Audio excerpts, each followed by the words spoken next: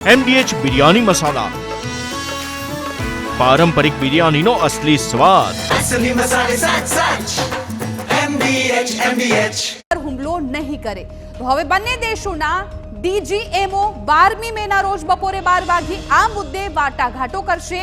ઉલ્લેખનીય છે કે આ યુદ્ધ વિરામનો નિર્ણય અમેરિકાની મધ્યસ્થી દ્વારા કરવામાં આવ્યો છે.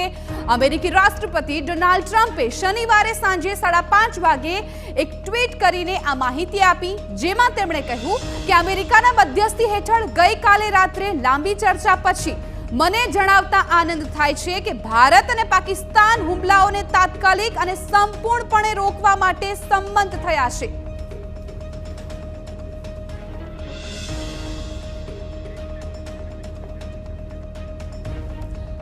તો આખરે હવે થોડા દિવસથી જે ભારત અને પાકિસ્તાન વચ્ચે યુદ્ધની સ્થિતિ હતી એ સ્થિતિ નહીં જોવા મળે અને બંને વચ્ચે સીઝ ફાયર અંગે સહમતિ દાખવવામાં આવી છે. ત્વરિત અને સંપૂર્ણ યુદ્ધ વિરામ મુદ્દે સહમતિ દાખવવામાં આવી છે. વિદેશ મંત્રાલય પણ ઓફિશિયલી એ જાણકારી આપી હતી કે જ્યાં ભારતે સીઝ ફાયરમાં સહમતિ દર્શાવી છે. અને હવે આખો જે ઘટનાક્રમ છે એના પર નજર કરીએ તો ભારત અને પાકિસ્તાન વચ્ચે કઈ રીતે યુદ્ધ વિરામ થયું એની જાણકારી આપી દઈએ. બપોરે 3:35 કલાકે ભારત પાકના DGMO વચ્ચે વાતચીત થઈ હતી. બંને દેશો તાત્કાલિક હુમલા રોકવા માટે સહમત થઈ ગયા હતા અને ત્યારબાદ સાંજે 5 કલાકે બંને દેશોએ તમામ હુમલા રોકી પણ દીધાની જાણકારી છે. સાંજે 5:33 કલાકે અમેરિકાએ યુદ્ધ વિરામ થયાનો દાવો કર્યો છે. અમેરિકન પ્રમુખ ડોનાલ્ડ ટ્રમ્પે યુદ્ધ વિરામની જાહેરાત કરી હતી. સોશિયલ મીડિયા પર તેમણે આ જાહેરાત કરી. તેમણે કહ્યું કે રાતભર લાંબી ચર્ચા બાદ બંને દેશો યુદ્ધ વિરામ માટે તૈયાર થયાનો ટ્રમ્પનો દાવો છે.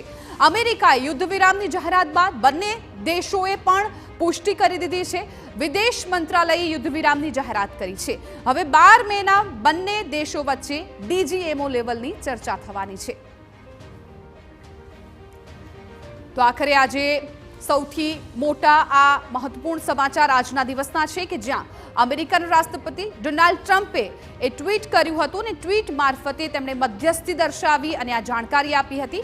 TV9ની સ્ક્રીન પર તમે એ વિગતો પણ જોઈ રહ્યા છો આખા ઘટનાક્રમની. સાથે સાથે ડોનાલ્ડ ટ્રમ્પે જે ટ્વીટ કર્યું છે એ ટ્વીટની તસવીર પણ આપ જુઓ. ત્યારબાદ અમેરિકાના જે સેક્રેટરી છે માર્કો રૂબિયો, તેમણે પણ ટ્વીટ દ્વારા આ જાણકારી આપી હતી. તેમણે પણ કહ્યું કે ભારત અને પાકિસ્તાન વચ્ચે સીઝ ફાયર અંગે સહમતિ સધાઈ છે અને ખૂબ મહત્વપૂર્ણ આ નિર્ણય છે એ લેવામાં આવ્યો છે. પરંતુ ડોનાલ્ડ ટ્રમ્પે આમાં મધ્યસ્થી કરી છે અને બંને દેશોને ડોનાલ્ડ ટ્રમ્પે અભિનંદન પણ પાઠવ્યા હતા કે બંને દેશોએ સહમતિ દાખવી એ બદલ બંનેને ખૂબ ખૂબ અભિનંદન.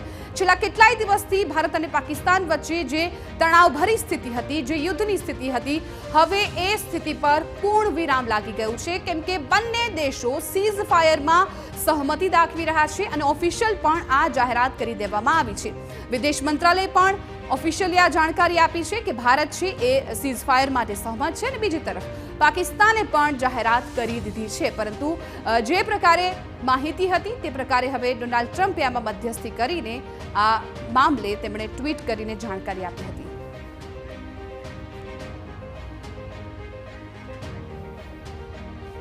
MDH કિચન કિંગ મસાલા રસોડામાં હોય તો આપણે કંઈ પણ બનાવી શકીએ છીએ. રીંગણાનો ઓળો, બટેટા ફુલાવર, ભીંડી મસાલા અને બીજું ઘણું બધું. MDH